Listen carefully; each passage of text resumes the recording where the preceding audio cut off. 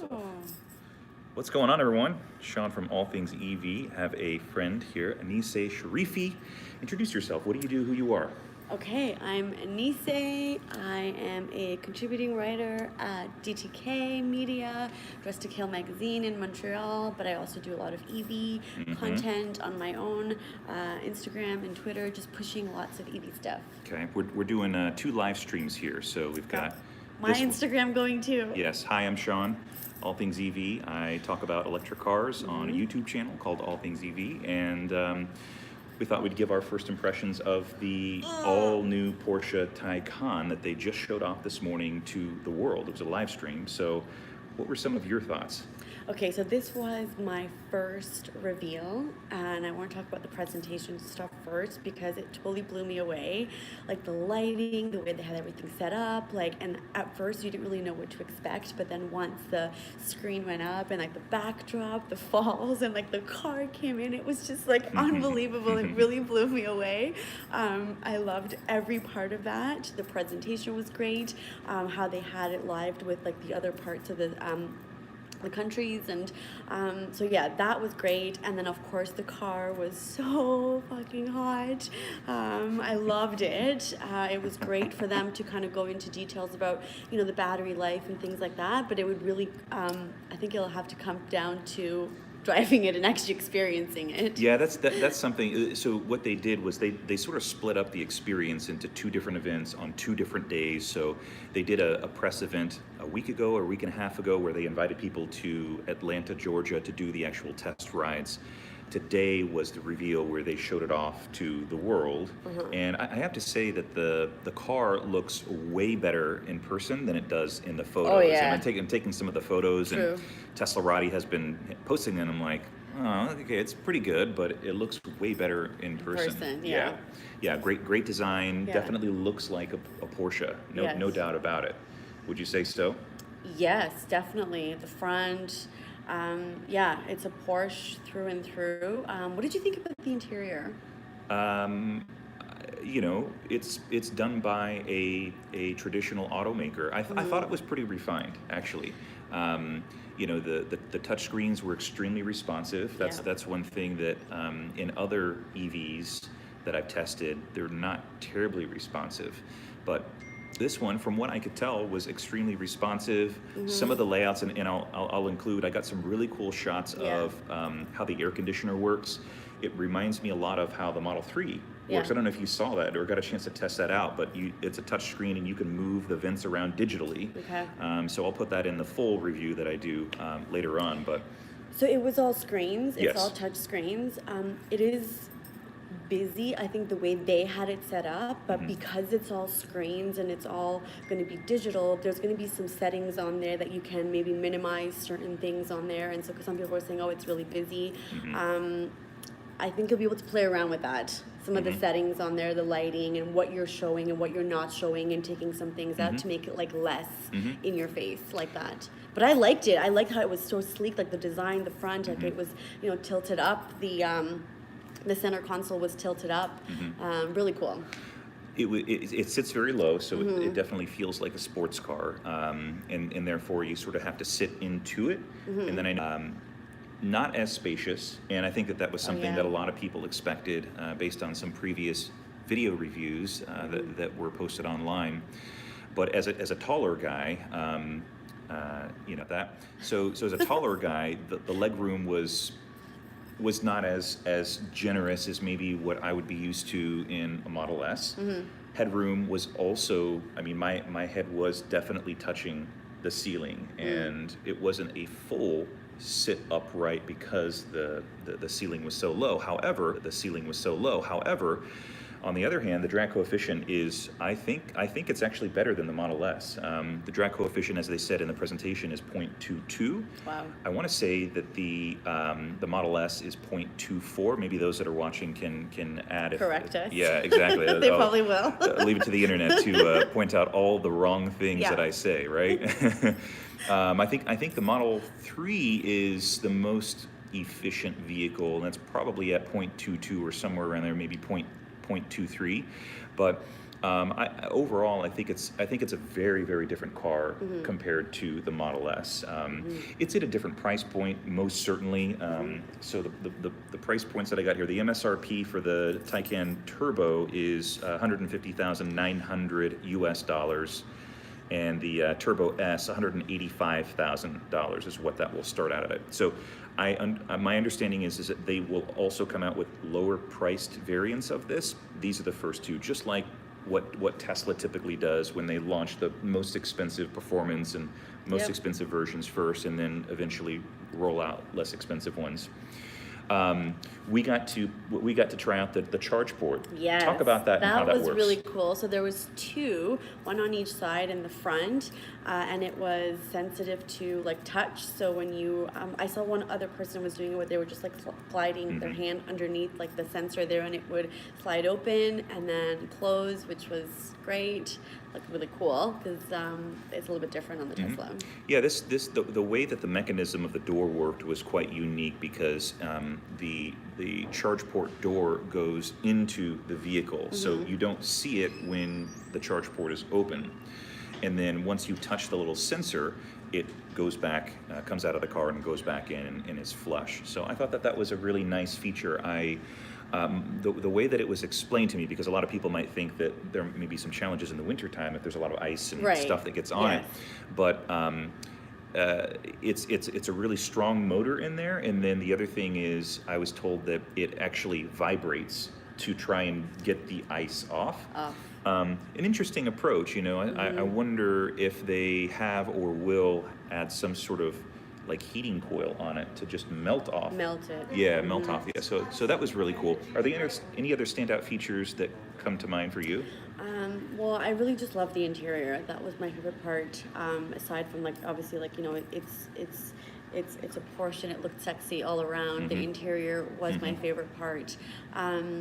I did, you know, just want to mention that, you know, it's just so exciting to like see Porsche doing this. Like they're taking a lead, and this is like, I really do feel like we are part of like history right now. And Porsche doing this is going to be leading the other manufacturers a little harder for them to get on this and push their vehicles to change and go electric. I love that they're doing this, and what a great design for them to start their first electric car. I mean, they're making some big promises on this. Like they're saying that like 50% of their vehicle lineup by 2025 is going to be all electric. So that's like really exciting. And yeah, I can't wait to see these on the road. I agree. I'll run through some of the other specs here. Yes, please do that. You're better at that. It's a 100 kilowatt hour battery pack, but you'll have access to only 93 kilowatt hours. The configuration for the battery pack is 12 cells per module, 33 modules, and a total of 396 cells. This is a pouch style cell provided by LG Chem. It sounds extremely similar to what Audi is using. Basically, every traditional OEM seems to be using this pouch style cell from LG Chem. Total weight pack is 1,389 pounds. Sorry, I don't have the non-American version of this. How dare you? I know. How dare you not have this? I'm just reading from what they gave me, so I know. Totally. Okay, it's fine. The turbo version will have 20-inch aero wheels. The Turbo S will have 21-inch Mission E design wheels, so those wheels that we all saw when they introduced the Mission E, they're carrying those over. This is a single-speed front electric motor and two-speed dog ring rear motor, and the curb weight is for the Turbo is 5132, and for the Turbo S 5121, and gross vehicle weight respectively 6349 and 6327. Top speed 161 miles per hour, and for the Turbo 0 to 60 with launch control on is 3 seconds, and then the Turbo S is 2.6 seconds, which is really great. I mean, anything sub 3 seconds is. So Gene from Teslarati got to actually go on the test rides, and he was telling me his experience. He's like, I had to stop because I started getting really nauseous. Sick. Yeah, and sick. So it's an interesting feeling. I'm really curious to experience that myself and feel if it is any different from a Tesla, because that's my basis. And unfortunately, I didn't get a chance to test drive a Porsche. I really wanted to do that to have some context for the culture, the approach, design approach, as well as performance approach. I think they're trying to kind of compare it to like a 911. That's why they're going with this whole turbo S. And so unless like you really know those, and that's what they're really trying to like compare this to, like the experience. So it'll all come down to the drive once we get to finally drive it, which I'm like super excited about. Yes. Yeah. Eventually. I think it'll be really, really cool. And I think there is definitely a tendency to want to compare this to Tesla because they're the market leader. To me, after attending this event, it really appears like they're doing their own thing and they're putting their own twist on an electric vehicle. This is not Porsche trying to beat Tesla. Right. I'm glad you mentioned that. Yeah. This is a vehicle that is very much designed around performance, high performance handling, and I think people will use this as a daily driver likely. Yeah. But to me, they really emphasize the value of the performance piece of it. Yeah, and it's just a matter of like moving with the times. Like I haven't seen or haven't heard Porsche say anything about like a Tesla killer. It's not about that. It's just about like advancing their technology and coming with something that's demanded by their customers now. They make that really clear. Yeah, and I like that. That's part of their marketing. They've been working on this for a while, and they're pushing it forward now with all the new factories that they're building, and they're doing like big things. Like they're serious about going sustainable. Yeah, they didn't. I think that they announced the WLTP range in kilometers.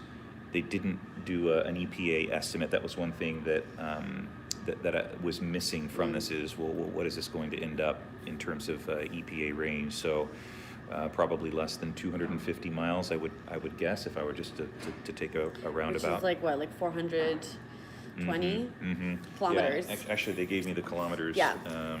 Here, actually, let me see if I can pull it up. People are already posting it. They're telling me what I'm doing wrong. 400 something, 420. Right. But yeah. Let's see here. Okay, so there's some really rude people on here. Yeah. Okay, so the turbo, they say will have a range of about. This is not. I don't think this is official. This is an estimate. So 381 to 450 kilometers. Turbo, and the Turbo S 388 to 412 kilometers. So I think there's a lot to look forward to. Much like the Audi e-tron, this is Porsche's first pass at an all-electric vehicle built from the ground up, and I think in general people should support it. Yes. And even despite, I see a lot of comments on my Audi e-tron video about Dieselgate and the VW group being dishonest about that. But Porsche in particular is spending a ton of money. I think they said to the tune of $6 billion by 2023. That's right. To get this electric vehicle platform off the ground. Sorry. Yes, go ahead. I just remembered something. Yes. I want to talk about their charging system. Do you want to talk Sure. about that? No, you go ahead. Okay. I don't know what you're thinking. Well, they didn't go into too much detail, but that they are going to be partnering up with companies. Are you thinking about Electrify America? Electrify America to provide the support to their drivers who are going to be going electric to be able to connect along the route, and then they're going to be installing a charging network themselves in certain areas, and then they're getting their dealers to cooperate and kind of invest in charging systems as well, which is huge. This just tells me like how serious they are on this.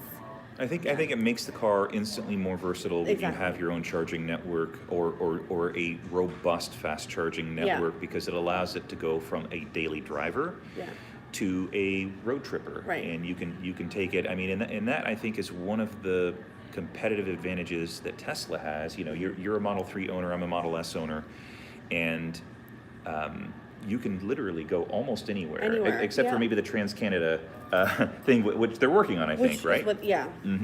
But you know, Tesla owners really benefit from that, and so I hope that that Electrify America and Porsche Yeah. continue to build out their network so that they can benefit from that and make it more than just a daily driver from home to work and back. Lots of exciting stuff to look Should we forward maybe to. try and I don't know. I'm seeing a lot of things on here. I can't keep up with all the there's a lot of comments here. Okay, so and if I move this, I'm not on a tripod. My phone will just fall over. yeah. What surprised you both most today? Is there something that surprised you?